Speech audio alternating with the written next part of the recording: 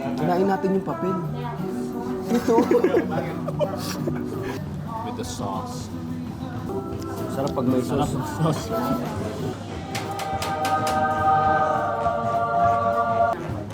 Sakto lang yung ano, no? Nandiyan sa jam. Opa. Sarap na. Ba't masarap daw ganito nito sa bangka? Paano masarap? Paano masarap?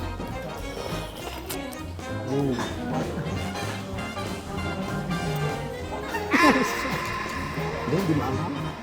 Hindi, wala naman sili yun. So guys, we're here sa Luis's Cafe.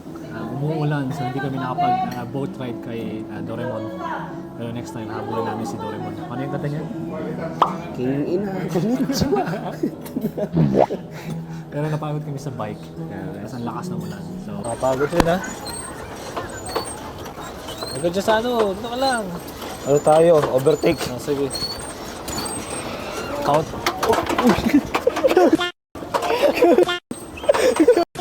Buti na ako nahulog. Dito ka nga! Video. Tao na ho doon kasi nag-crash eh. Tumakbo agad kami dito sa Luis's Cafe sa Session Road. Opposite Jollibee. Nagutom kami mag-bike eh. Nakakapagod eh. Oo. Saktong-sakto kasi yung pangalang Luisa and sa Lola's name. So, shoutout kay Lola sa heaven. Sana nasa heaven. Sa heaven siguro si nanay.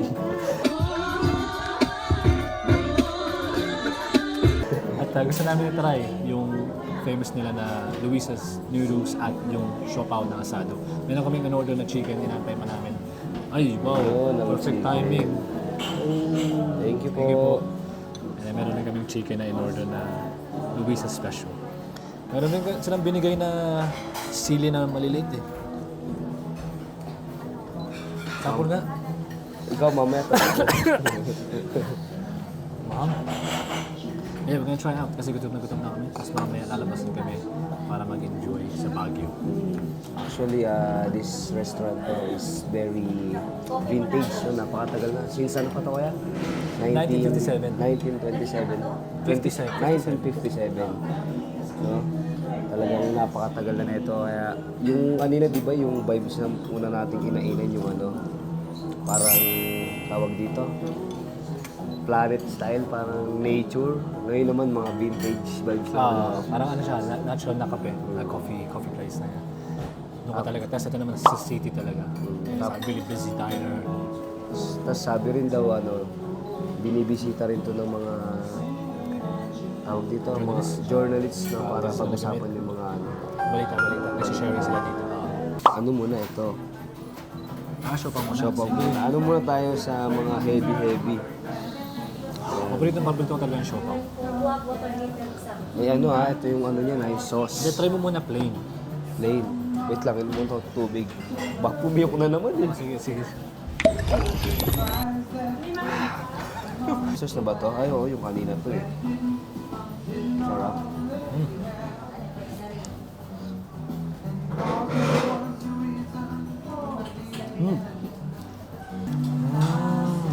Ang sarap niya na, walang ano. Yung, ay, kinain natin yung papel. Ito. Ayun pala yun. Hindi, tinanggal ko yung papel. Tinanggal mo ba? Eh, asan yung iba nito? Oo, isa. Asan yung kalahati? Asa papel pa pala. Sige, sorry. Panalo ito. Natutunaw naman ang papel. Natutunaw. Ano naman yung nature? Nature. Try ko with ano? With the sauce. Oh, so ito may sauce din.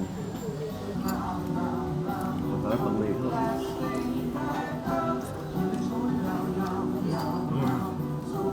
Sarap pag may Sarap sauce. ng sauce.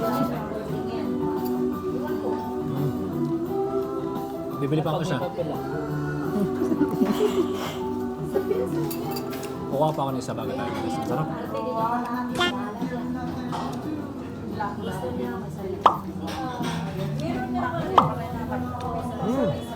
Sakto yung ano, no, yung mami sa Tagulan. Muulan po kasi ngayon dito eh. Pahinga muna kami kasi naabot na kami ng rain. Oh yeah. Ang Filipino food talaga, hinahaluan ng ano, di ba? Mga kung anong sausawan. Ina-adjust mo yung flavor. So madalas kapag may soup, balance lang yung flavor, para siyang plain. Halimbawa, bulalo, plain rin yung nilaga. Plain lang yung lasa, tapos sinahaluan mo na lang ng kung ano na patis, toyo, sili, kalamansi para ma-adjust sa flavor na gusto mo. May ganun, boss? Nahihirapan ako nito, boss. Yan na. Di ba? Oh, ang ganda. Ang ganda ng plating ah. Talaga, oh. Chef. Oh.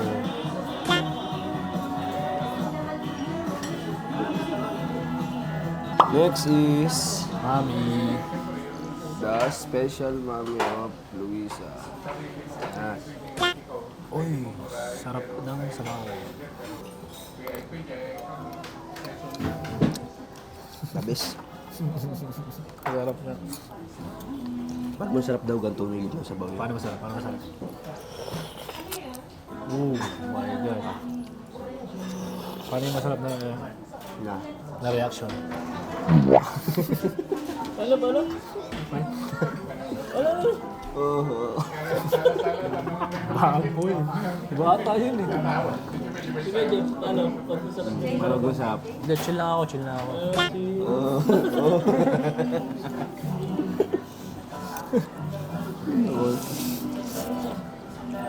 Papanood. Mamaya may nanonood na bata, no?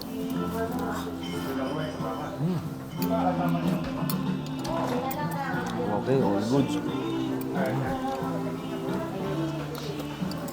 Ang sarap ng chewy. Ay, ang sarap ng chewy. Ang sarap ng noodles. Very chewy. Hindi siya masyado... Homemade daw to eh. Ginagawa niya sa bahay yung noodles. Ano pa to? Yung parang mga napapanood ko na yung ginagawa pa. Handmade to, handmade. Sila yung gumagawa ng noodles. So that's why sobrang sarap. Tapos ang lambot pa ng baboy.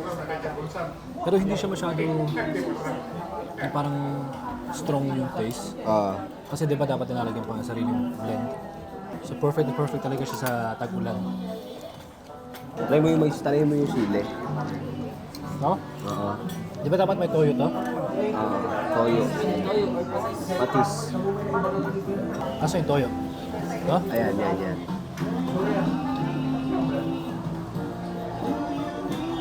Tapos ano yung sili, hiwain mo. Talaga? Yan. Yan, hiwain mo, pigay mo maigi. Yan. Kumakain akong sili. Hindi lang kaya ng katawan ko. Jor, hindi, kuya. So, pinipilit niyang pigain niya. Mga titikman ko na eh. Hindi ko muna. Ang hang. Para mapigaan niya, kung patingin mo sa kanya. Ay, hindi. Tayo muna. Ikaw nagpapigay. Video kasi. Hindi maanghang. Hindi, wala naman sili yun.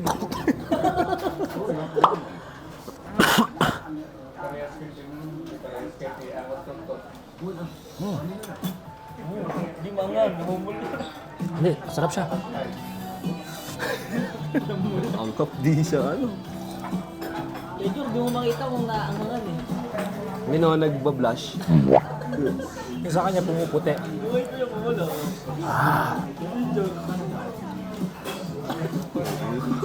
Yung pumupula yung labi niya lang. Anghang. Try natin with the sauce that I made. With the noodles. Anghang.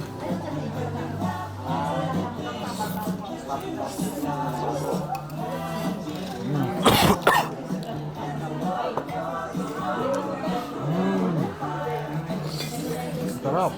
Jer, try mo with this. Jer. Ang anghang eh. Hindi. Sarap. So ito, yung mami nila, may halo siya ng...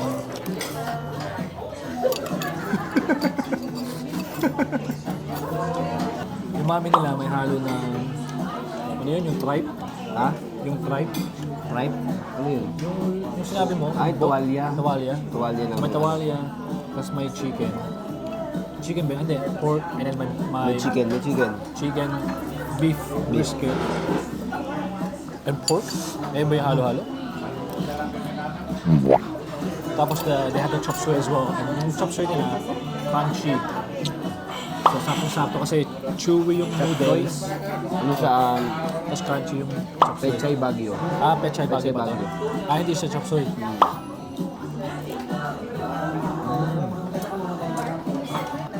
Maganda dito pag ano, light siya. Hindi siya nakakabusog. Like yung noodles, Hindi mabigat sa hindi tiyan. mabigat. Tapos we have the siopaw as well. So, Yung ibang mga noodles, diba sobrang bigat sa tiyan. Pag oo, yung mga natikman natin sa Marikina, bubusog ako dun. Yung Batangas Lomi, may nakakabusog. Pero makapal yung noodles nila doon, that's why nakakabusog masyado. Ito yung ano, tuwalya. tuwalya. Hindi ako kumakain ng tuwalya pero tayo natin. Ako kinain ko yun. Hindi rin ako makakain na ito. Ang lambot. Sili. Siguro kapag lasing ka, saktong-sakto to. Ano, pag sobrang init, hanggang hangover talaga. Next, ito yung pinaka chicken recipe ni Pinaka ano? Luis, Pinaka chicken recipe. Chicken recipe chicken. Ito yung sariling ano nila, sariling recipe ng chicken. Yung ketchup. Kailangan ba yan? Yan. So, try natin.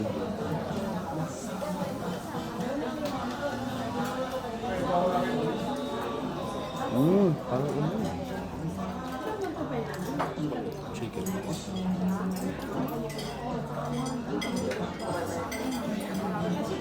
Ano mga ito dyan? Magsasasaw mo dito.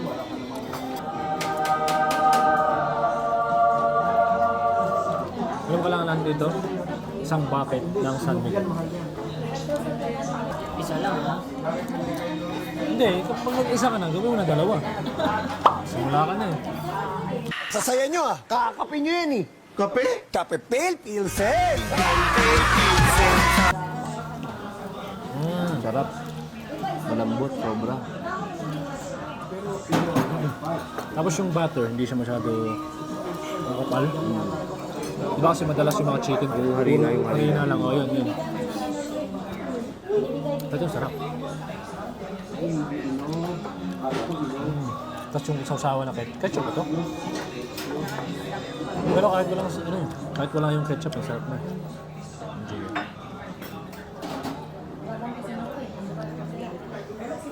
Opa. Ito yung heart.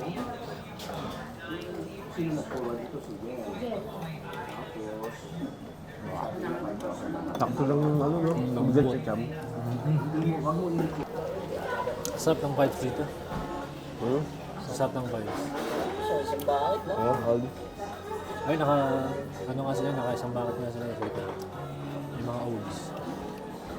Siguro dati, nung mga panahon ng matatanda, yung Luisas Cafe, dadaray talaga para mag-inom siguro. Oo, I think so. Parang ganun yung style na. Na-imagine ko yung ano eh.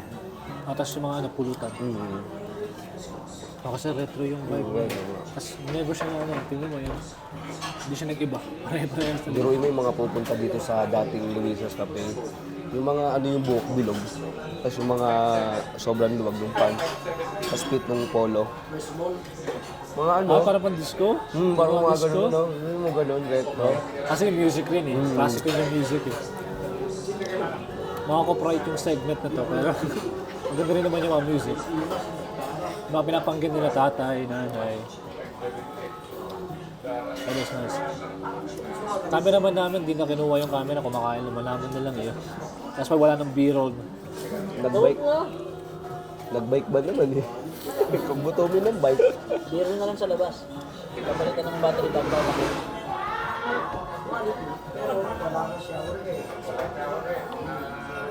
Video, baliw. Agatin mo, bite it. Paano masarap? Paano masarap?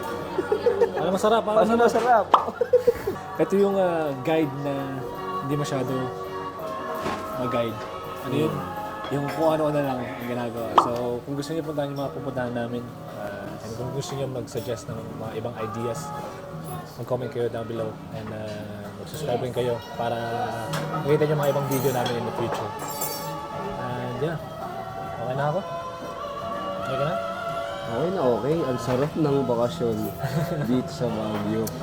Maglalakad na kami up and down sa Session Road para mag-enjoy namin yung vibes sa Baguio. Tumigil na yung ulan, so magsa-sightseeing na kami and see the nightlife of Baguio. And siguro maybe after that, kakain kami ulit. Tignan lang natin. See you in the next vlog, guys. Bye. Ano yung bigla? Stop na.